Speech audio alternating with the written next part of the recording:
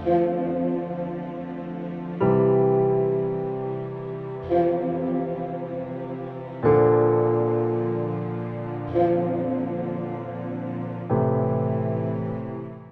कलाम में से हमारे लिए आज की तिलावत मुक़द्दस पौलुस रसूल का दूसरा ख़त तीमुथियुस के नाम उसके चौथे बाब की 9वीं से 17वीं आयत तक।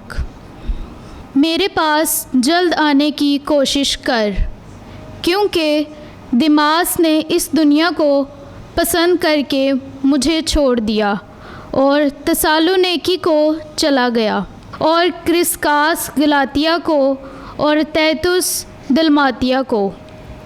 लूका अकेला मेरे साथ है। तू मरकस को अपने साथ लेकर आना, क्योंकि वो खिदमत के लिए मेरे काम का है।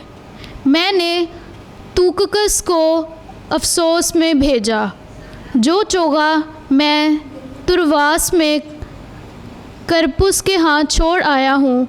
जब तू आए तो उसे लेते आना, और किताबों को भी, और खुसूसन रख के तुम्हारों को। सिकंदर ठठेरे ने मुझसे बहुत बदी की, खुदावंद उसके कामों के मुआफिक उसे बदला देगा। उससे तू भी ख़बरदार रह, क्योंकि उसने हमारी बातों की बहुत मुखालफत की। मेरी पहली पेशी के वक्त किसी ने मेरा साथ ना दिया, बल्कि सब ने मुझे छोड़ दिया।